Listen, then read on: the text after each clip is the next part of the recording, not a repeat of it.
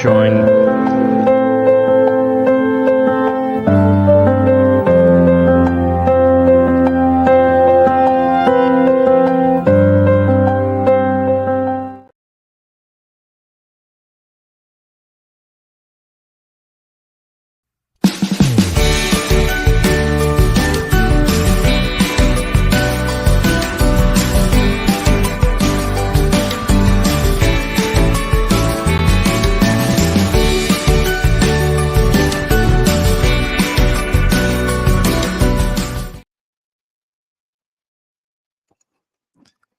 Good day, viewers around the world.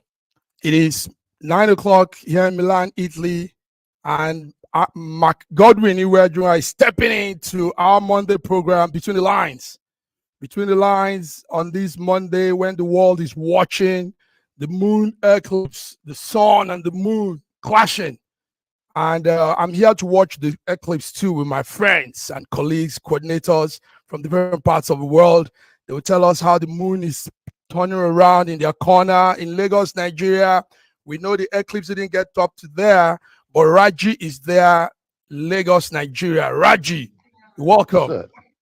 Yeah, good evening, Massive Mark, and good evening, watchers from across the globe. Welcome to an interesting program. Raji, look at the background we have. It's also like the eclipse, and somebody that is going to talk about what's happening from her corner on the eclipse is also Fiona Akano. Fiona, you welcome. Hello. To the lines. Good evening, everybody. Hello to the viewers. Yes, you're welcome, Fiona. It looks like George is watching from his car because Canada will be beaming that eclipse very, very clear. George, are you watching the eclipse? George Chuku from Canada. Yes, I am actually. Hello, viewers from around the world. We want to welcome you to our show today, Between the Lines. We're going to be talking about Between the Lines, and we're experiencing the total eclipse here, but it's going to be 99% with us here in Canada, in Toronto, Canada. In Hamilton, Canada, you can get 100% total eclipse. So now this is that solar eclipse that we've been looking for. And there's so many significances about this particular eclipse. But here we are outside. I'm in the car in order for us to experience when darkness comes as we are talking. So the moon is going to be kissing the sun, and they're going to have a baby. They're going to have a baby later called the star. So let's just keep on watching. And you are one of the stars. You are what George have you. Good to have you. Listen, it's going to be an interesting program. We're watching the eclipse, but alongside some things are happening, guys. Things are happening. Now let's start with one major thing that is happening. It is that at one time, PDP Nigeria, west of Africa, a one-time presidential runner, Atiku, has criticized the lack of transparency in that Lagos-Calabar highway project. Guys, Atiku is raising, he's like a whistleblower this time. He says that project is being siphoned, somehow it will be siphoned to the pocket of APC President Tinubu. He says Tinubu, he alleged that Tinubu's administration has revealed that they will be handling that project, and that's not how it should be done. Now, Atiku says the whole project looks dubious, and he says it looks also like a white elephant project. We know what that means when they say white elephant. Bearing in mind that Atiku was also like them. Atiku did some real nasty things in governance, let's be truthful, but he's blowing this whistle, gentlemen. What will you say? Let's start with Raji. Atiku says that project that we were all applauding looks like a white elephant project. Raji, what do you say about this? You see, I've always wondered how a project that has been on and off since 2014 is now being touted as fantastic project that this government has brought in. Now we are talking about the first 47 kilometers of the road Okay. which is mainly inside Lagos State. And this first 47 kilometers is what all the 1 trillion or so is supposed to cover. Now there's also so many things involved, because the way they are going about it. In fact, I saw some iron rods being laid on the road, and I was wondering, when was this contract awarded? How come they have come to this level of work in such a short time? The area is waterlogged, and there are so many challenges. And I expected that they will have dug deep, and by now they will just be doing soil test, not laying iron rods. So I agree with Atiku that there are a lot of things to be said. There are a lot of questions to be asked about this project, because the project had been offered before to CCECC by Jonathan, and then when Buhari came, there was also an offer. But now, what is being said about the high-tech offer is that it is supposed to be built, operate, and transfer. However, the government is committed to about 1 trillion naira of the project. So where is the BOT aspect of the whole project? So that is why, because Atiku himself is in the know, is able to tell us that there are so many things that questionable about that project. Okay. Thank you. Let's come to. Supposed to have been, yes. Let's come to. It's okay. Thank you, Raji. Let's hear from Canada, George. It's a project that actually would have meant a lot for us, because it takes straight from Lagos to Calabar. You know, that will really ease traffic. That will ease a lot for people going to the south, going to the southeast, and even passing through the middle belt. And now we hear it's not as we think. First of all, it looks dubious. Second of all, it has high cost, concern about the completion and how it will go. George, how do you copy that? Well, I mean, when you talk about projects and when it concerns different regions in Nigeria, the 4 regions, you tend to see that most of the time when a president is in power, they tend to, favor projects that are in their geographical zone. But what we are seeing now is this was given to Jonathan, and I believe it was almost 2 trillion naira that was budgeted for this. Jonathan was unable to start it, because of his 6 years term. He wanted to go for another 4 years, which the system did not allow. But now, when Buhari came into power, because I believe that this particular project, because it was going to the south, he did not give it much attention. Now, what he said that was 800 million was taken out of it and brought it down to 1.3 or 1.4 trillion naira project, but it never went anywhere. Now that Tinubu is doing it, and it's going to be from Lagos to Calabar. Now, I understand that they're trying to criticize and make sure that there is transparency. But the question we need to begin to ask ourselves is this: has there been money budgeted to this before? And if it was, what happened to that money? Where is the budgeted money? Because what we are doing is every time a new government comes in or a new administration comes in, they will now begin to redo what has been done before. There is no passover from the former government to the new. If 1.4 million or trillion was budgeted before, was that money actually released?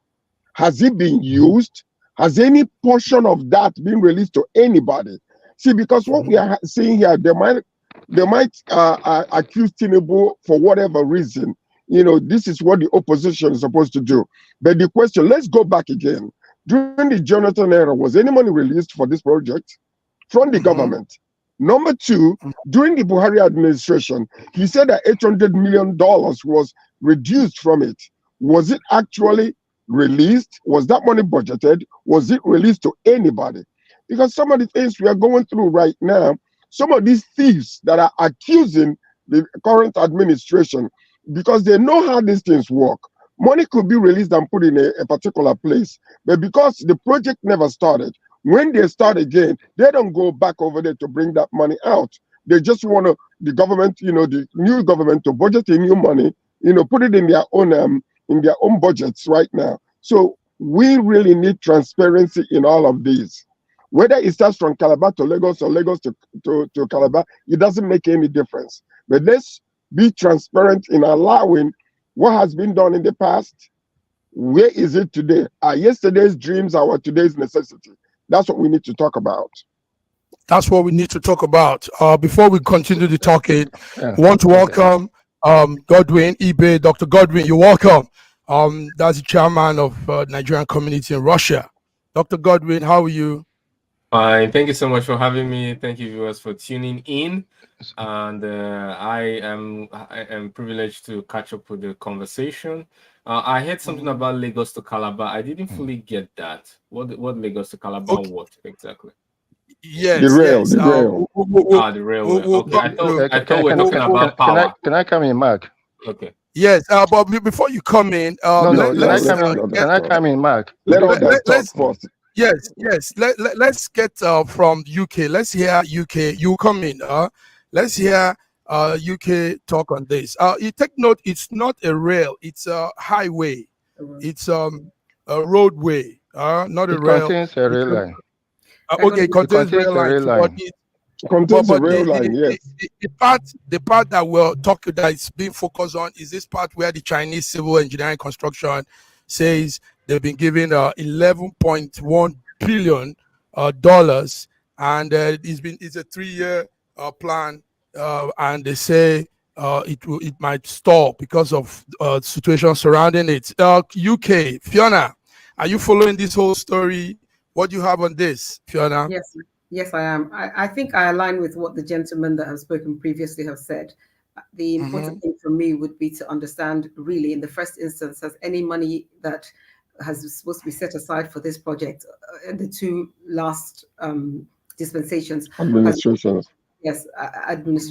has any of the money been disbursed? That would be my first question, because that would be very interesting. The second question really would be that for a project of this magnitude, how come there hasn't been an open policy for us to understand how people were awarded the contracts? We know anecdotally about the relationship between Tinubu and the Shaguris, and it would be very interesting to find out how this came about without going through the assembly, without going through anything. It just one day it just became given as read. I think those would be the things that I would really like to shine a light on. In terms of the actual highway, to be quite honest, if it all comes together really nicely, it's going to be fantastic. It's going to be one of the longest freeways in the world. So that would be a good thing. It's good for commerce. It's going to be interspersed with rail links. So I think the idea is not a bad idea, but all these all these clandestine things that seem to be happening in the background, again, another disappointing outing for Nigeria.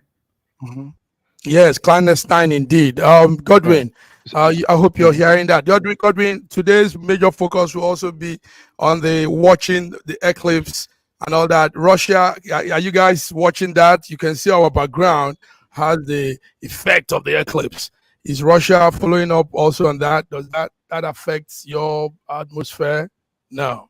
I don't think so. Not really, but the whole world is watching from from also internet, live stream, and from areas where you can see it clearly.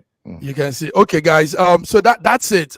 We like George said, and to Raji, transparency matters. I mean, it's high time our governance begin to do things. Sorry, Mark.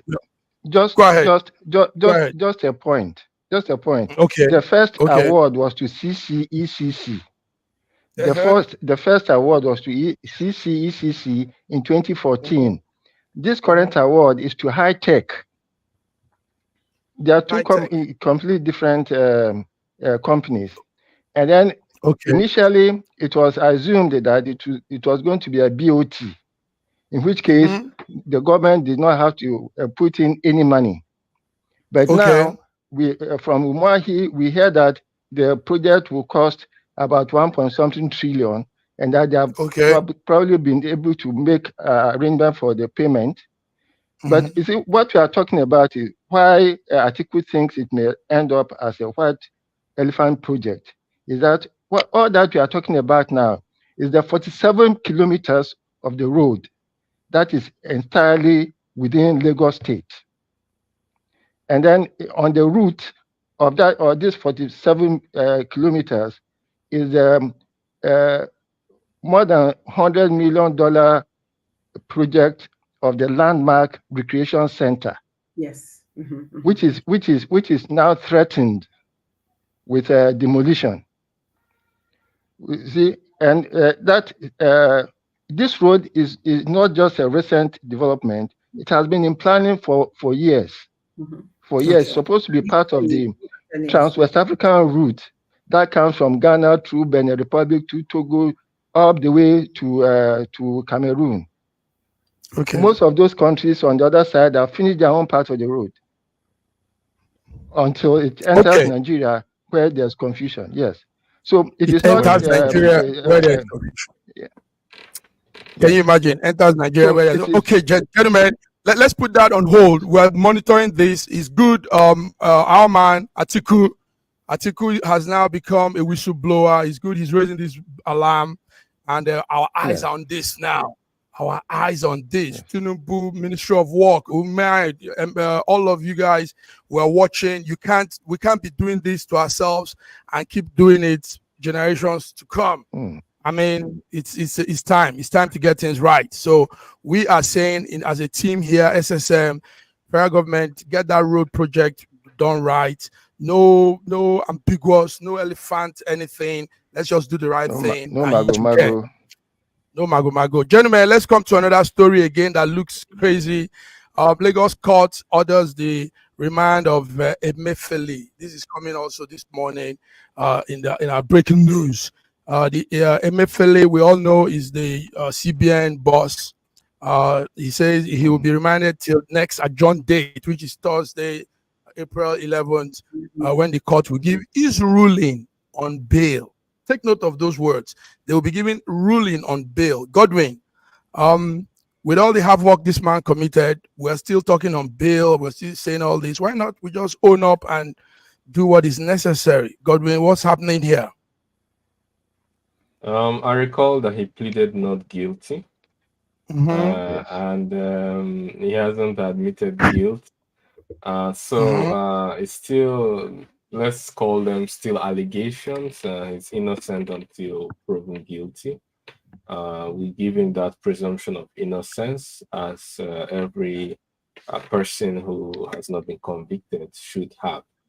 But nonetheless, we can see that the case has opened alleged corruption deeply entrenched in the way the government works. And it has also shown that he's not alone. There are many more people, bigger fishes to be exposed. And it also shows that there's some people who are covertly backing him up or covertly shielding him while not coming out in public. For example, not really giving him bail money out in public, so that people will don't ask questions like, why are you bailing him out? But I think that we can also see we cannot be blind to political vendetta that is also going on with the Naira printing and coming at the election cycle, and it being seen as an attempt to stop the current president from winning the election. So all these factors are in play, and I think that at some point we have to move forward. Whether he's guilty, not guilty, it's not too important to the progress of Nigeria. What is important to the progress of Nigeria is what lessons we have learned and what we've put in place to prevent such mistakes from happening again. And we just talked now about the White Elephant Project, insinuating that the Lagos-Calabar highway could be an elephant project. What are the ways we can prevent elephant projects from happening?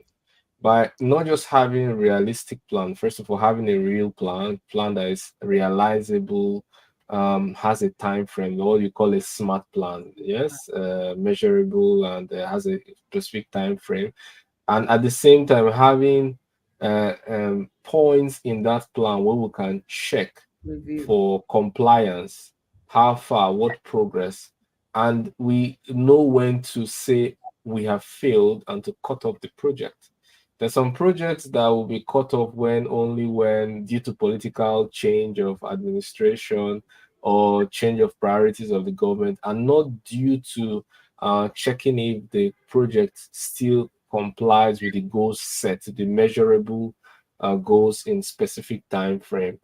So one of the ways to prevent white elephant projects by having a smart plan, and at the same time having specific measurable targets and specific time frames that determine the viability of the project, and knowing when to say, well, we tried, we lost, it's time to move on, rather than keeping on sinking money into projects that are well beyond their target, have failed woefully, and we try as much as possible to resurrect a dead project. I think these are the ways that we can fight elephant projects. Secondly, for some projects that are not white elephant but are seen by the public are white elephant, it's actually due to the lack of trust by the people in the government. For example, people when people believe that if the government makes money, they still will not give us. Instead, they will get more furniture allowance, more allowances, and more allowances. So even if we suffer for the country, yes, the people who are in power will share the excess profit among themselves, and there'll be more padding and Thank more you. Allowances. Thank you. So there Thank has you. to be Thank you, trust Godwin. and built-in confidence in the There government. has to be trust. Thank you. You took time to elaborate on that. Thank you very much. Before we continue, let's welcome our Turkey coordinator, Yema Benson. Yema Benson, how will you? Yes, I'm fine, thank you, unmute. sir. Good. Thank you. We before we go on, let's see this, viewers, gentlemen. Just see small thing, then we talk about it.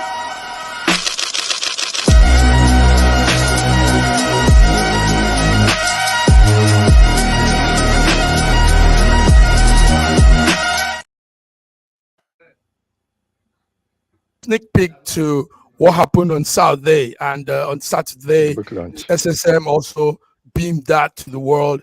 Yema's book launch. Yema, thank you for that beautiful event, portraying Nigeria as not what people think. Tell us, how was it? How did it go? I'm very honored, first of all, for SSM for covering that event. I'm very honored. I say a big thank you, and for the audience, it was amazing. Yeah, the turn-up was great, and we had a lot of discussions about how not being Nigeria is not bad, and of course there are over 200 million Nigerians the world over. Everybody cannot be bad. Everybody cannot be fraudsters and drug pushers and all that. Like, we have good Nigerians here, good SSM members here. We are good people, I would say. So yes, it was a great event. It was a great event, I would say. It was a great event, indeed. Thank yes, you. yes. Go ahead, Fiona. You want to say something? I was just saying Thank you so much. congratulations, Nyama. It's it's a massive feat. So well done. Well done. Thank you so much. You're Thank you welcome. so much. Congratulations, Nima. Thank you, sir. Thank you so much. We spoke earlier today. Yes. Thank you, guys. So let's go on with the news. We just talked about NFL. Is somebody trying to say anything? Somebody have anything to say on the Emefiele thing? Raji, he's pleading not guilty, and yes. Godwin have just said, well, it's still allegations, but we all saw it. It was clear. I mean, those things were there's a lot of angst. There's a lot of angst against Emefiele. If he's released into the public, I'm sure some people will organize to lynch him. So I think he's in safe custody, being in prison for now. Let the legal process take its course, and then let's see what happens. He has up to the 9th, or is it 19th, to appear. hopefully there'll be some of his friends who will put up bail, and he may be released. But he should be careful and watch his back if he's released into the public. Exactly. Watch his back if he's released to the public. And watch his back. I think also the president is set with him, because a lot of politicians have been going scot-free when even when they've committed. So with him, a president should be set. I think so. The right thing should be done. Okay. So the right thing should be done. Let's hear George. George is on the move, going to watch the eclipse. George is having fun, driving and watching the eclipse at the same time. George, yes, are you there with us? yeah. Yes, I am. Okay. What's going on? Okay, guys. Yes, let's go on. So the eclipse is already. We have reached the max, and the eclipse is brightening up right now. Yes. What was the question again? Yes. No. We'll come to the eclipse. You give us full detail, because it's more from Canada than Europe. Guys, let's talk this one. This one is serious. But before then, let's take this small break.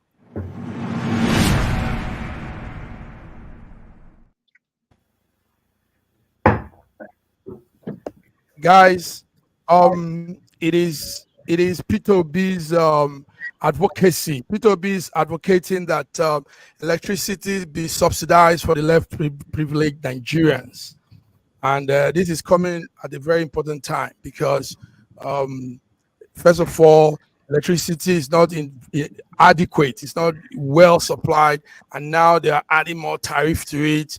So let's start with that story. But before then, we all saw what the minister was saying. Excuse was given for the hike in tariff. If you didn't see that, viewers, see this now. Sit back and watch your Minister of Power and Steel explain the tariff increase. We must be able to talk the truth to ourselves. We don't have the culture of consumption management in this country in terms of power, just because of the cheapness of the tariff we pay out. A lot of people come back from work, they want to have dinner, or they want to play with their colleagues down the road. They switch on the AC for the room to be cooling before they come back. Yes, some people will be going to work in the morning. A freezer has been left on for days. They will still leave it on when all the items in the freezer are already frozen. And 5, 6, 8 hours of their absence will not make it to the freeze. They will still leave it to consuming power, just because we are not paying enough. We've all been overseas before. We know how conscious the power consumers are to consumption of electricity. Fiona, really that tickled you. Let's start with you. You live abroad. The man just said we've all come abroad, and we know how they do this thing. Now tell us, how is it done in the UK? How is well, first of all, it's quite embarrassing that anybody would say what he said about the freezing. I don't really understand where that happens. I don't know. There are some very cold places in Russia. I don't know whether it happens in Russia, but it most certainly does not happen here in the United Kingdom. Nobody switches off their freezer when they go out. Nobody switches off their freezer at night. Nobody does that. It's not a thing. You know, if your freezer even goes off by accident, you can even claim on your insurance. So I don't know where he gets that idea from.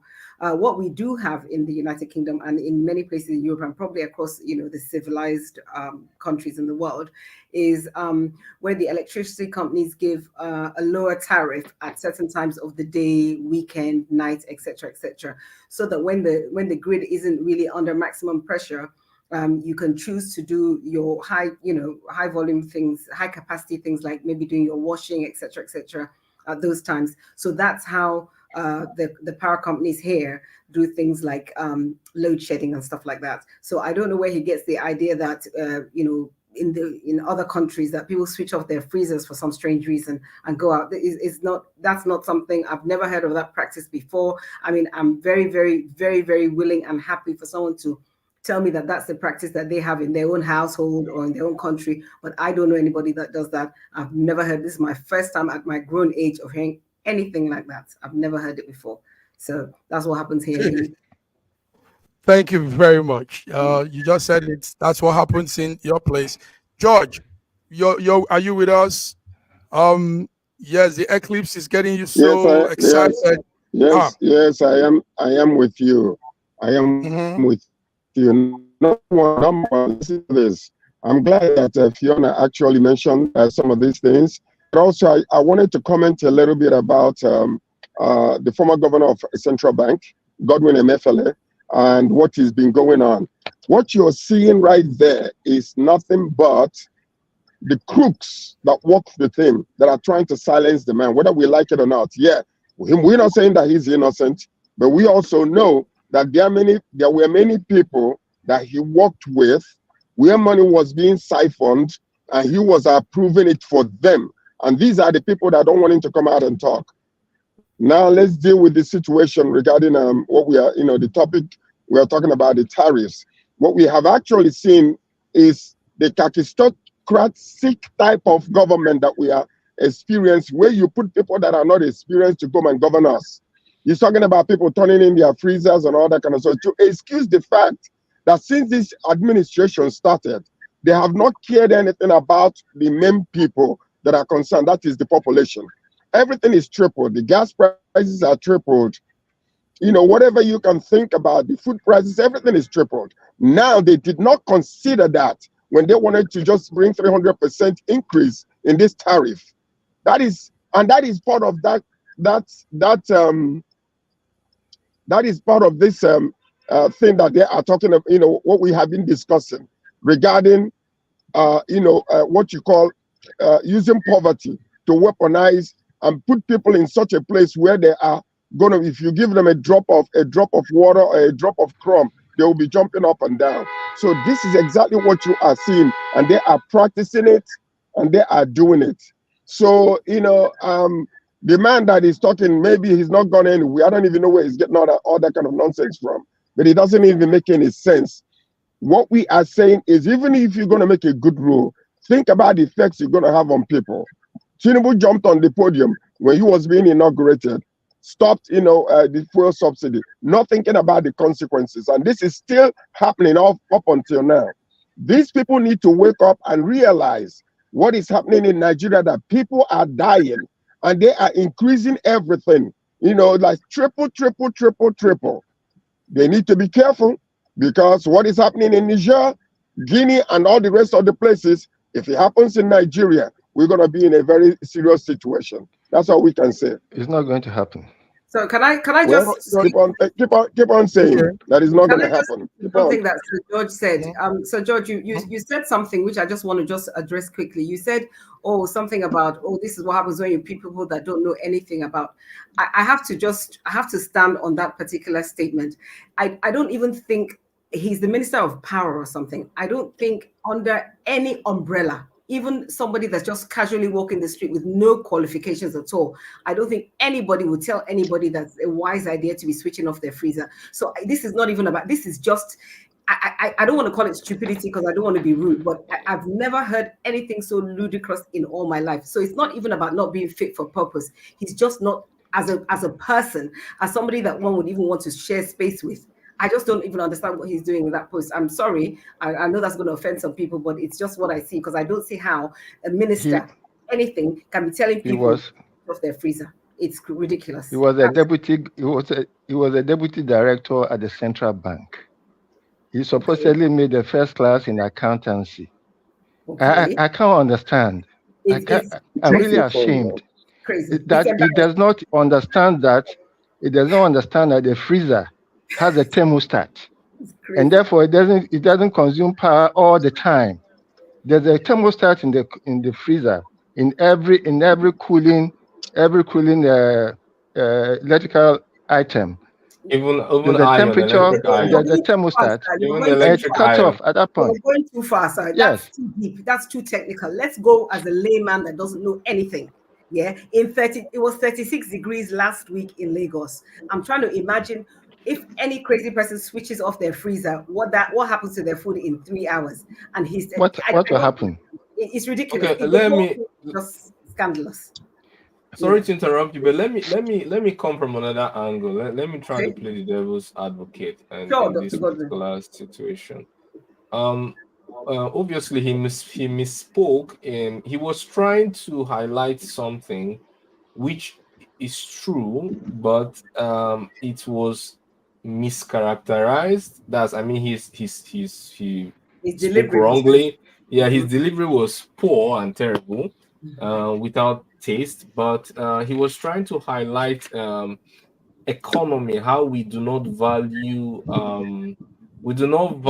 electricity when it's on, although we value it when it's off, in the sense that we know we do not have enough of it, and when it comes on, we try to do as much things as possible. But when it's on, for example, and we don't actually care about switching off light, like when we leave the room, for example, or using devices, like you rightly said, in non-peak periods, and all these civilized, developed attitude, habits that have developed over time to try to save, or using LED lamps instead of even tungsten or fluorescent lamps, or even smart devices that could reduce electric consumption. Some of these are capital intensive, but some of them are also habitual, which many Nigerians are not yet. Maybe because we don't. No. So then he should tell us that. He shouldn't you'll be surprised, sir. You'll be surprised, sir, ma'am, that more than 95% of Nigerians use low energy lamps. That's what I use in my you can hardly find tungsten lamps to buy now. Absolutely. Everything you have is LED. It's LED. Yes.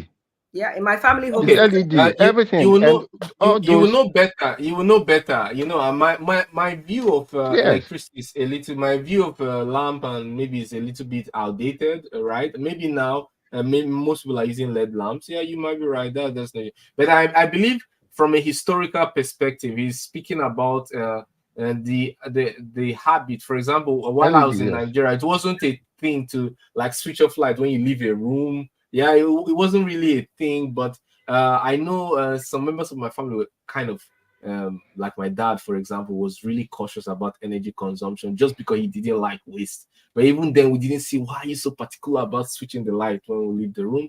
And I saw many of my relatives who also didn't do that. So I'm speaking from a personal experience point of view. So I can relate. Thank you very much. Sorry. I need to add something very important. Yes. Let's run with. We have so much to cover here. Thank you so much. I have to finish this. It's important. No, please, I have to finish this. We need to take this small break and come back. We have so much to talk. George is online, so he can give us these updates. Let's go. Thanking Guayas who joined.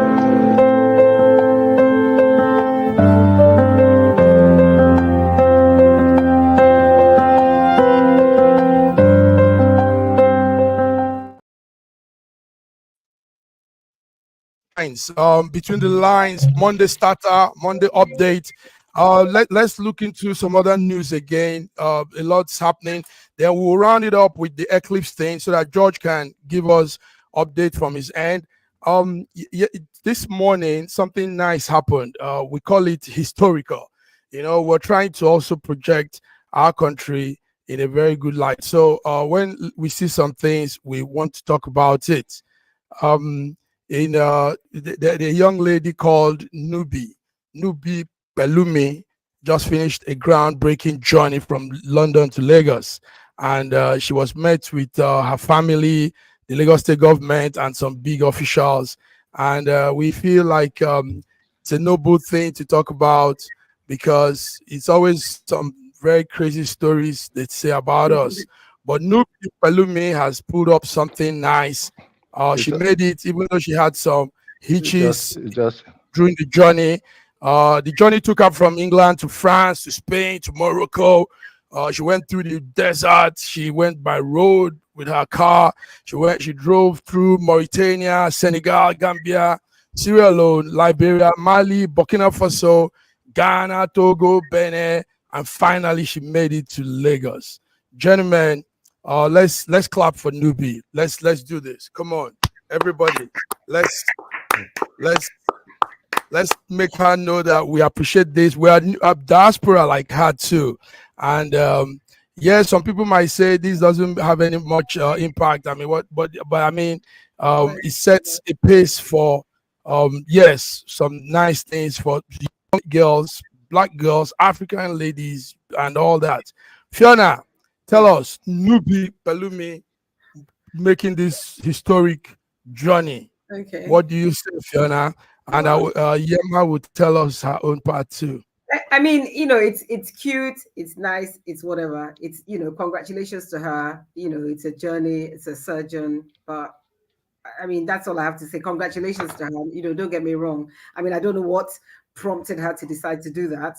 Maybe the exorbitant airfares, but I mean, jokes apart. I mean, I don't know why she did it. Fantastic for her. I see that the Lagos state government have given her a car. I don't know, something like that, whatever. I don't know why she did it, but I'm glad that she did it successfully. And I'm glad for whatever fame it affords anybody that was involved in the process and everything. But it's just a nice entertainment. It's a feel good factor, but other than that, I don't really, you know, it's a distracting entertainment. Yeah, that's okay. It. Yes, Nyama, you are putting out that story of being Nigeria, the positive side of Nigerians, great people, and you hear Pelumi has come down with this feat. What will you say to her? Congratulations to her, firstly. And coming from the Nigerian angle, I would say she's showing that anything that Nigerians put their mind to do, they do it successfully. And as a woman also, I think it shows courage and strength, because, you know, women are just always looked down. They can't do this, they can't do that. But she's showing strength, being fearless. She's been fearless. I will be scared doing that on a desert. I don't know what it looks like being there. I would never do but that. It shows a lot of strength and courage. I'm happy for her. I'm happy she can pull that through. Yeah. Nice. And while we were talking, our regular coordinator in Lagos, BD Nana, we see you. Hope you can hear us. BD, okay, I think our network is still not connected. George, your microphone. Yes. Your microphone. Yeah, George, our sister did that. How do you feel hearing that somebody did that? I mean, drove. Listen, well, Fiona, I want to knock on what you said. If it was a white person that have done this, we won't rest. The world will take this. It will be on the record everywhere. Hey, one white man drove all the way. Hey, one white man. So let's not just call it for the fun of amusement or entertainment. No, it's an achievement that a black person. I mean, blacks don't have this. You asked me about my opinion. There's nothing fantastic about that. You asked me about my opinion. There's nothing fantastic about this. There's nothing fantastic about it. It's good. I've not said it's a bad thing, but I don't. Can I comment on it, Vic? Can I please speak? Everybody is speaking. Can George, take over? Yeah, George, go ahead, George. Sorry, go ahead. Oh my God. Sorry. Anyway, listen. Special congratulations to her. Senior prefect. Go ahead, George. George, we can hear you. Yes, special congratulations to her. The point is this. She did something that we don't know anybody has done before, especially a woman. And being in Nigeria, we are very proud of her. People do these things to have their names stamped on history. So she just achieved something that is, very, very wonderful. And being in Nigeria, we are so proud of her. A lot of people do many things, here in North America. Some people would like for particular cause to walk from Toronto to Montreal or to Ottawa, and then they achieve, and a lot of companies will actually back them up and sponsor them, for a special cause. But this one, we are proud of her. She's our sister. She's putting Nigeria on the map, and we need such good news. Okay. Sorry, can I just say one thing? I think you've misunderstood my reaction. My reaction would be like that about anybody doing anything. I'm just like, I've not said it's bad. I'm just like, okay, that's great, but there's nothing wrong with it. It's great that she's done it. Congratulations to her. But it's like, okay, that's though. That's my opinion, which is what I was asked for. So that's just what I'm saying. That's how I feel. It's okay. Don't worry. It's okay. You don't even have to justify your position. Well, Biddy, can you hear us now, Biddy? Yeah, I can hear you people very well. Okay. Oh, good. All right. It's good to see you. We normally don't see you on Between the Lines, but you're here today. Biddy, what's happening with the electricity thing? We hear that first of all, P2B is advocating that there should be a really subsidy. Terrible. It's really terrible what is happening in Nigeria and how our politicians don't want Nigerians to be happy. They hate to see Nigerians happy. So they want to do everything to take away a little happiness Nigerians have. Our Minister of Power said that the cheapness of electricity is making Nigerians waste electricity. So the example he gave is that people will come in and cook. They're making food in the kitchen or seeing a friend off. They'll put on their AC, or they're leaving the house. They will leave the refrigerators on. So they just want Nigerians to suffer. They don't want Nigerians to be happy. They've increased the rate of the price of fuel. They've increased the price of gas. They've increased the price of electricity, everything. And salaries over the years have not been increased. Nigerians are suffering. They don't even have money. They can't even afford this thing. And what we had is that the investors said that they want to come in and they want to invest so that they can get their money back. So what the Nigerian government felt they would do is to increase the tariff from 66 naira to 225 naira per kilowatt, so that when the investors bring money, they can make a hell lot of money. Now they say they are saving.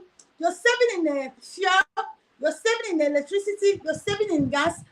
Now, what are you going to use this money to do? You want to save in every sector, and Nigerians will be dying of hunger. And you see, I'm even tired. I know why I'm tired of speaking, because the Nigerians self, they are not helping themselves. This thing is going on in Nigeria, and everybody's keeping mute as if nothing is happening.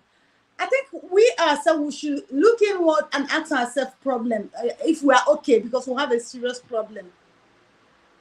Actually, Nigerians are not keeping quiet. Nigerians are actually arguing against themselves. I've heard people supposedly educated arguing against themselves, supporting government. What the hell is wrong with us? You're arguing about yourself. Is not talking. It's not speaking up. It's not standing up. You were just arguing in the pages of newspaper. You didn't get my point. Nigerians are arguing against themselves instead of focusing and then facing government. Why are we killing ourselves? There's nobody who is not doing business who can afford that 225 naira per kilowatt. There's nobody. And there's also no guarantee that you will get that power. There's no guarantee whatsoever. Wow, it's crazy. Yeah, the sensible thing to do. Yes, I wanted to add the sensible thing to Go ahead, Godwin. Go ahead, Godwin. Go ahead. Add something. I thank God you didn't ask me about the lady, because I would have switched back to this topic in any case. For me personally, I think the Minister of Power, Adelabu, he spoke about some things. He said that it doesn't affect everybody. It affects 15% of the customers. But he forgot something. He forgot the Pareto principle, I think, because 80% of consequences and production output comes from 20% of people. So that 15% he talked about, he didn't tell us what is the economic output of those people. What sectors do they control? Are they industries? If they are, then the cost will be transferred to the poor man, to the normal man, irrespective of however they say. Because you might think that you are charging few people, but if those people, according to the Pareto principle, are the principal output of the economy, then they will only increase the price of whatever service or good they release. And then the poor man will be forced to swallow that cost.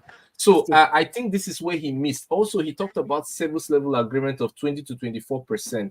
I like that part, but he said that there will be consequence management, but he didn't list the consequences. The consequences, financial, prison term, or whatever. It's all the consequences? It would be nice if he says the consequence. And the last one I want to mention is the reason for foreign direct investment. He's talked about investments will come in when we move from a subsidy rate to a cost rate. Yes, that is not complete picture. It's not the complete picture. Investors will come when they know that there's little corruption, when they know that we know how to manage projects. They will come in when they know that that there's how do you call it, scale. That's they can scale their investment. That's the more they put in. If they increase the variable cost, also their revenue will increase. They also want to make sure that there's stability, that a new political administration will not come and pretend like as if no contract was signed and tear it into pieces. Also, last but not the least, is that he also forgot to mention that increase in price is not everything. If the electricity was increased to 225, but all labor in the economy was employed, then because everybody is delivering a service or a good that is attached to that rate, and because everybody is earning a salary that is dependent on that rate, therefore it will not be expensive for the citizens because their salary takes into account that rate, and everybody is contributing a good or a service to the economy. But when you have an high unemployment rate, few people are employed, and then the people you are charging most are the people who delivers 80% of the economic output according to the Pareto principle, then this little poor man will eventually swallow that cost, and it will be unprofitable. It will increase the cost of doing business and entry barrier into business. Okay, sorry, Mark. Sorry, Mark. Sorry, Godwin. So this is my sphere. Sorry, BD. This is my sphere. Now let's talk about the so-called investment. Where are they coming to invest in the power? Where are they coming to invest? What is happening? What is happening actually is that the generating companies are those who are pushing for the rise in tariffs. Generating companies, they are able to generate so much, but they are unable to pass it on to the national grid because the national grid is old, dilapidated, and unstable. So what is required to do is actually to build mini grids that will take the power off the major national grid and then distribute accordingly. Now, the other issue that Godwin mentioned about if you are going to supply power to industrial enterprises who are currently not having enough power and therefore are now dependent on generators, you have to look at their cost of using diesel to generate. And then that service level agreement that Gordon mentioned will have to come in, that will assure them, that will give them 20 hours a day or minimum 12 hours a day within their operating times, so that they will be able to produce and they will not use generators. So it is not feasible for non-commercial enterprises. Now, anyway, we are watching. What you people don't know is that Nigerian government understand Nigerians very well. It said this increase in tariff, if they have increased it for all Nigerians, they needed to peg it as something to distract us, to make us believe that Nigerian government is working. Now, let me tell you, our national grid only this year has fallen down 3 different times. That national grid is old, is over 50 years. And the money that the Nigerian government used in sponsoring Haji, that we are not making any 10 naira from it, is enough to build us like 2 national grids. But Nigerian government, they are not interested in stabilizing this line. It's not enough to build a national grid. Do you understand? Well, they are not interested in stabilizing this line, but they are interested in making money out of what Nigerians are not getting. This 20 hours they talked about, tell me who has 20 hours electricity a day in Nigeria? Nobody.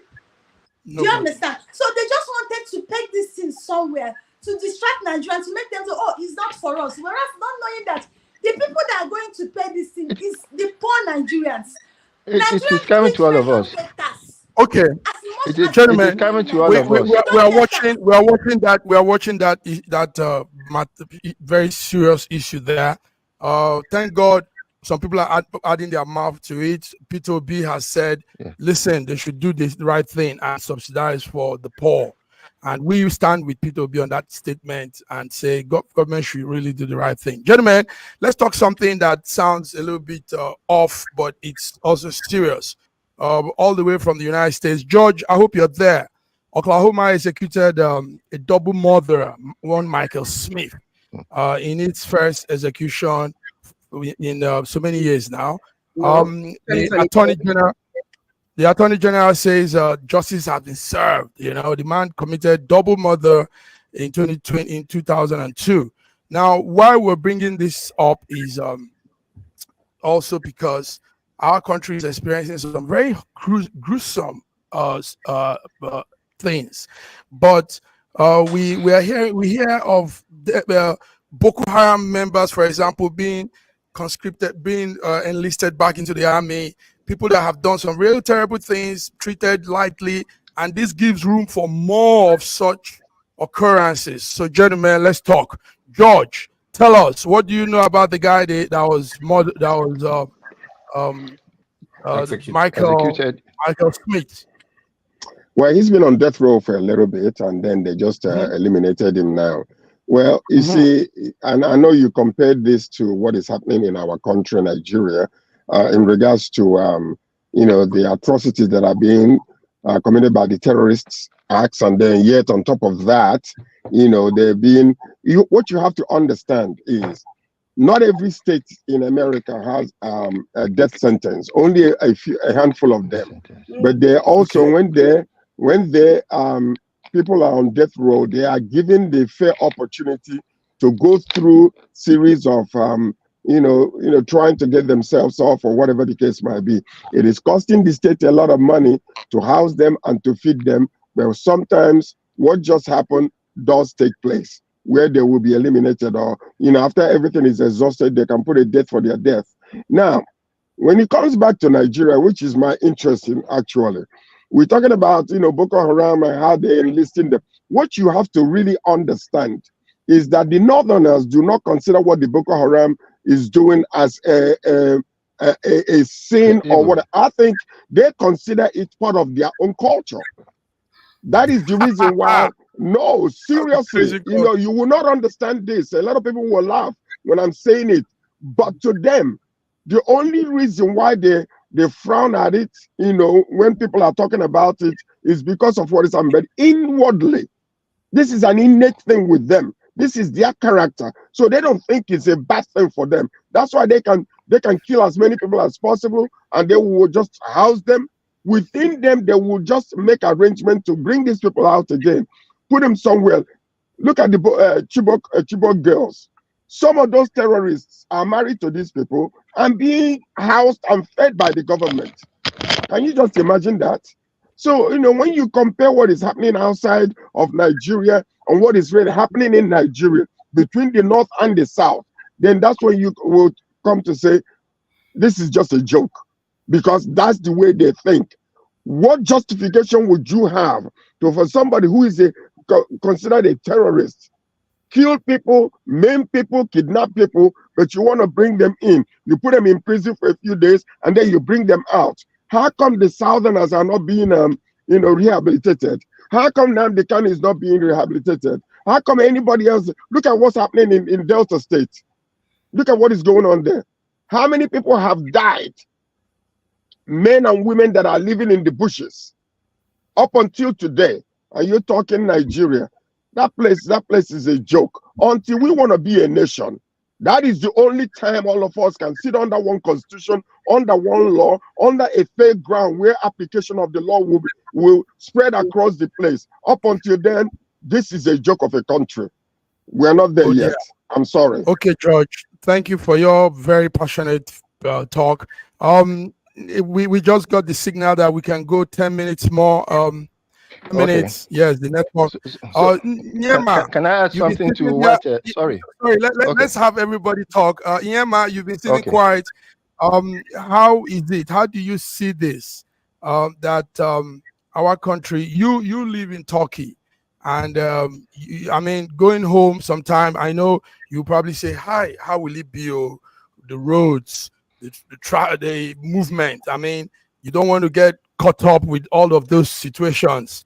Yema, how do you compare what's happening in our country and this man that has just been put to sleep because he killed 2 people in 2002? Tell us, Yema, what do you say with the security situation? I didn't really get the whole thing because my network was a little bit disturbing. So I think someone killed someone in Canada, right? Yes, United yes. States. We're comparing it with our situation with Nigeria. Yes. I would say that's a nation that cares about its people. Of course, I love my country, Nigeria, but I would say Nigeria does not care about its people because it's very funny how there are people killing people, kidnapping people, like Sir George said, what is happening in Delta State. Okay, yes, some citizens killed some soldiers, and look at how they're randomly killing innocent people just to justify that act. So then people that are kidnapping people are caught. They call them red, and then in fact they're even doing negotiation in the bushes and then talking to them, rehabilitating them into the army, like the army. That's it's very pitiful. Like I don't know how. I'm very scared of going to Nigeria. Like my parents were like, "Don't come yet, please don't come yet."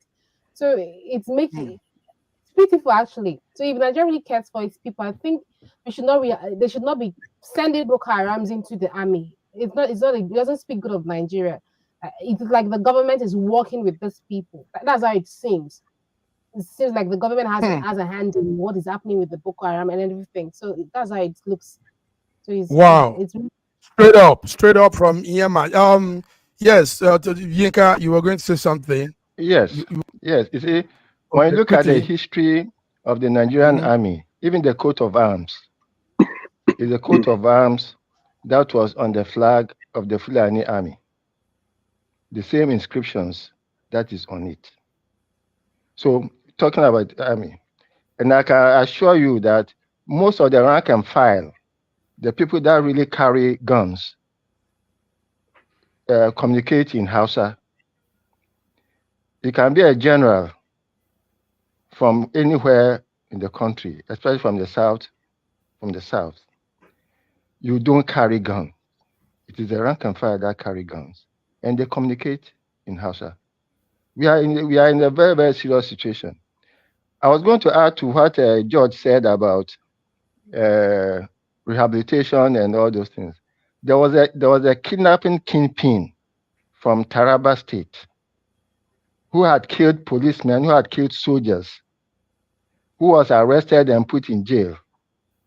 He came out of jail like Jesus Christ riding on a donkey to Jerusalem.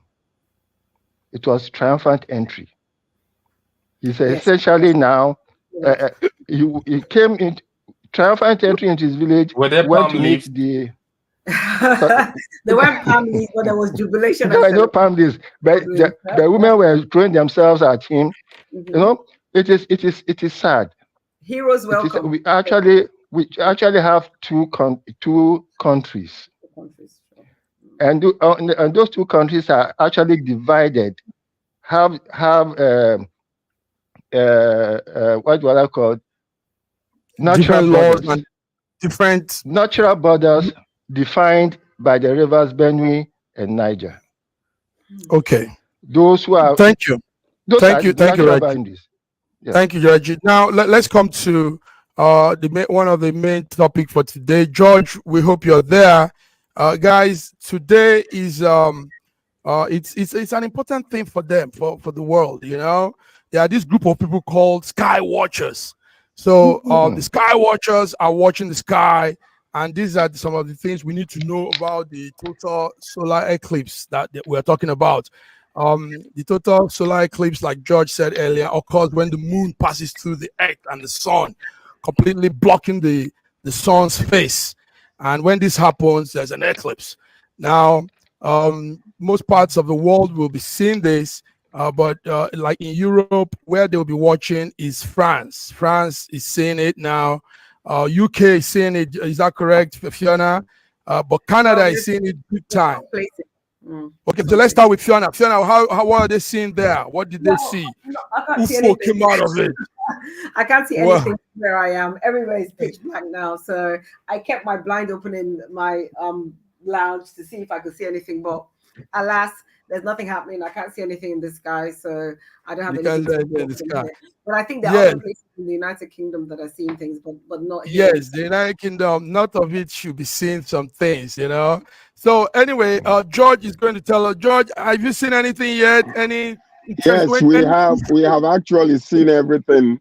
Yeah, we saw the total eclipse, and then it got real dark. Now, if you look behind me, you will see that the sun is already out.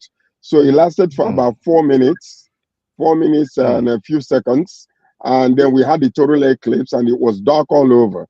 But after the kissing of the moon and the sun, now the bright sunshine is out again in Canada. So that's what it is. Now, you remember that in 1948, they had two total eclipse, solar eclipse actually that happened, which kind of happened before Israel became a nation again on May 17th. So one happened on the 8th and the other one on the 9th. So a lot of people are looking at this, and then also they're comparing it to what happened when Christ was crucified, you know, because between 12 o'clock in the afternoon and 3 p.m., there was total darkness, you know. So question now is this significant, what is happening here? Does it have anything to do with actually any spirituality or any type of thing? I personally don't think so, but a lot of people are actually describing it and saying that it might have some significance. But Godwin, you know, so that's how we are. Thank you, George. Thank you, George. Thank you. Godwin, they say it's a real thing that happens.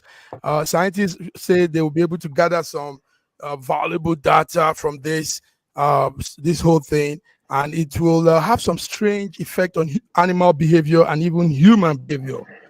Godwin, you are a doctor. What do you think will happen to humans? Will we begin to fly like UFO? Are we going to be turning to werewolves and, you know, walking like zombies or something? Go ahead, Godwin. Okay, I know you like all this feel-good kind of news. But this is interesting. This is interesting for enthusiasts in this particular sector, yes. You know, planetal fields and all of that. I mean, I wouldn't spend the day of my free time, for example, like Sir George, to go see the sun. I mean, you know, I respect people who value the sun that much to go out see it. I mean, it's not that bad yet for me to go look for the sun, but I mean, I respect people who enjoy this type of activity. Yeah. You know, can I say something? Can I say something? Dr. Ibe. Yes. Dr. Ibe. Yes. You know, I mean, it's a fun thing for the world. You know, when they are, you know, what happens most of the time. You remember what happened in Y2K when everybody thought that the world is ending, and then they made so much big deal about it. You know what Massive Mark was just saying. Any phenomenal thing that takes place, you know, naturally, a lot of people will want to add it and add religion into it, add spirituality into it. There is absolutely nothing happening. They're saying that I have to wear special glasses to look into that. And I argued with everybody. I looked at it. I didn't have no special glasses. I have my own natural glasses. I said, why are you telling me that I'm going to get blind because I'm looking at the sun and the moon kiss each other? Doesn't make any sense to me. So there is no werewolf. There is nothing happening. It is just a little natural occurrence that took place, which will happen another place in the world. Personally, I came out because of some enthusiasts like Dr. Ibe mentioned, and the reason why I came out was because to show them that I can look at it and I won't get blind, because they were arguing with me. And I had somebody taking pictures of me looking on top there. You guys did not see the individual. Just to show them that, you know, it's just some mental readjustment needs to be done with these people when they pontificate over every little phenomenon that takes place. I want to add religion into it, Christianity into it, and everything else into it. It's nothing. Nothing. I am here. I can see clearly. I can see Bidi, I can see Dr. Ibe, I can see Massive Mac, and I can see Inyima. So nothing. Oh, so, you can't see Fiona. Oh gosh. Oh, Fiona, I see Fiona. Didn't I thought you were the one that I said first. What the Lord has done in your life, it shall be permanent. Now let's use this. Let's use this to talk about Ndabuski in London, our favorite pastor. Our favorite pastor. Please tell us about it, Fiona. Best pastor in the world. He has landed. I love him so much. I just liquid metal. Show. He's a show. I hope you're going. Or if I would say I would go, Fiona. Honestly. So, Mark, I think the voice is it's all about entertainment. For the amusement factor, I would have, but I'm. Mark, I think you're muted. Massive Mark, you're muted. Massive Mark, you're muted. You're muted, Massive Mark. Muted. We can't hear you. Can you hear me now? Can you hear me? How come Ndabuski was not in our headline? Gentlemen, do you know that yesterday airlines all over Europe, there was real rush and traffic because everybody was heading towards George's place. Everybody was heading towards north of France to go watch the camp at these centers now. You won't believe it. So it's not a joke. Godwin, it's you that you're not an enthusiast. What if you know millions of Europeans, white people all over the world, from Asia, from even your corner, right now at the camp in Normandy, that's in France, and in Canada, they are all seated watching. They have 1 million people came to Niagara Falls from US and all over to watch it. So I mean, to me, these people, their lives are boring. Absolutely, they've got. That's all it is. Their lives are boring. They have no essence in life. So they're trying to find something like in Ndabuski to put their hands into and then make it an excitement. That's all it is. Something like in Ndabuski. Okay, let's go. So we'll come back Wednesday. Any last thing from anybody? Fiona, let's take from you. What's any word you have? Everybody have a great week. It was a really fun show. Thank you so much, everybody. Thank you. I want to see you guys on Wednesday. Yeah, I think we should attach to the solar eclipse. It's only a natural thing, so nobody should attach anything spirituality to it. So everyone have a nice week. Nice. And I'll be joining Sajod, go ahead. Sajod, go ahead. I just want to say, like, I will echo what Fiona said. You all have a wonderful Tuesday. And then we'll see you again on Wednesday. And viewers from around the world, we want to thank you for, logging in with us. This is the best show ever you can ever imagine. The best. We are not controlled by anybody. We say our minds the way it's supposed to be. So if you want real news, not controlled by the government news or stifled by the government news, you can go to any other news channel or some others. But if you want real news, where people are telling you like it's supposed to be, the way it's supposed to be, how it's supposed to be, when it's supposed to be, come with us. Log in on Wednesday and you're going to hear about Nigeria and Africa. Thank you. Nice. Godwin. Yes, I would like to say, yes. Can you hear me? Yes, I would like to say in SSN we have everything. We have Santos Santitoria, we have Lepre, we have Citadel, we have Gandusa. Anytime you need to look up foreign news, we can give it to you. So, listen, guys, you won't believe I mean, viewers are listening. We did good. The viewers here with us, good viewership. What we want to say also is tomorrow, Tuesday and Wednesday is holiday in Nigeria. It's called Eid-Fitr. Yes, Eid-Fitr is a celebration of the completion of the fasting month for the Muslim. So we want to wish our Muslim viewers and friends and families happy Eid-Fitr. See you on Wednesday, and thank you guys for coming through. Thank you, George. Thank you, viewers from around the world. Ndabuski in London.